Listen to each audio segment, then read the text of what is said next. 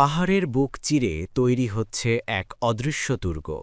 আকাশ থেকে দেখলে শুধু পাথর আর নির্জনতা, কিন্তু সেই পাহাড়ের বহু নিচে লুকিয়ে আছে এমন এক স্থাপনা যার অস্তিত্ব জানার পর থেকেই ইসরায়েলের নিরাপত্তা মহলে নতুন করে উদ্বেগ বাড়ছে। ইরানের নাতাঞ্জ পারমাণবিক কেন্দ্রের কাছেই জাগ্রস পর্বতমালার ভেতরে প্রায় ৮০ থেকে ১০০ মিটার গভীরে একটি নতুন পরমাণু স্থাপনা নির্মাণ করছে তেহরান। স্যাটেলাইট ছবিতে ধরা পড়া এই প্রকল্পকে প্রতিরক্ষা বিশ্লেষকেরা ইতোমধ্যেই ইরানের সবচেয়ে গভীর এবং সবচেয়ে সুরক্ষিত বাংকার হিসেবে চিহ্নিত করছেন। বিশেষজ্ঞদের মতে এর উদ্দেশ্য একেবারেই স্পষ্ট। আগের মতো ভূপৃষ্ঠের কাছাকাছি বা তুলনামূলক কম গভীর স্থাপনায় আর ঝুঁকি নিতে চাইছে না ইরান। সম্ভাব্য বিমান হামলা থেকে পারমাণবিক কর্মসূচিকে রক্ষা করতেই এই নতুন কৌশল।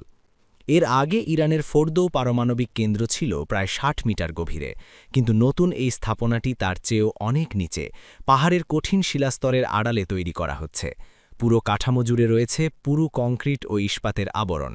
সব মিলিয়ে এমনভাবে নকশা করা হয়েছে যাতে আকাশপথে হামলা চালিয়েও ভেতরের মূল স্থাপনা ধ্বংস করা অত্যন্ত কঠিন হয়ে পড়ে।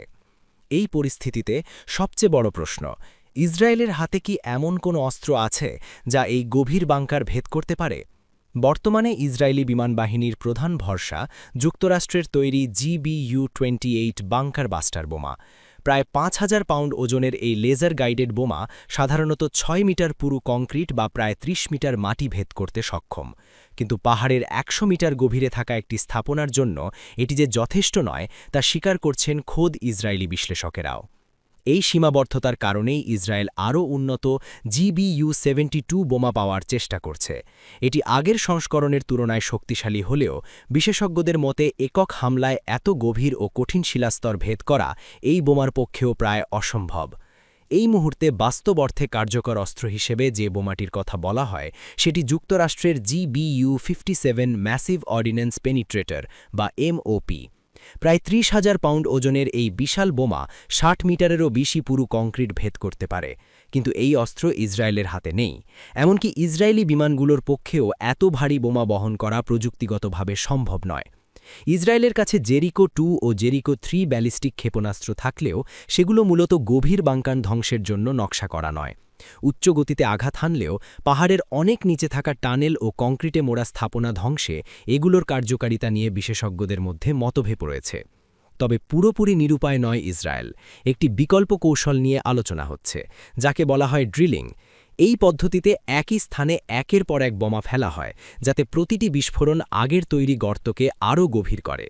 তাত্ত্বিকভাবে এটি ধীরে ধীরে গভীর স্তরে পৌঁছানো সম্ভব, কিন্তু বাস্তবে এটি অত্যন্ত ঝুঁকিপূর্ণ, ব্যয়বহুল এবং নিখুঁত সময় নির্ধারণ ও লক্ষ্যভেদের ওপর পুরোপুরি নির্ভরশীল। বিশেষজ্ঞদের মতে ইরান ইচ্ছাকৃতভাবেই এই নতুন স্থাপনাকে এমনভাবে নির্মাণ করছে যাতে সরাসরি সামরিক হামলা ব্যর্থ হয়। এর ফলে ইসরায়েলের সামনে কূটনৈতিক চাপ, সাইবার হামলা কিংবা গোপন নাশকতার মতো বিকল্প পথই ক্রমশ বেশি বাস্তবসম্মত হয়ে উঠছে।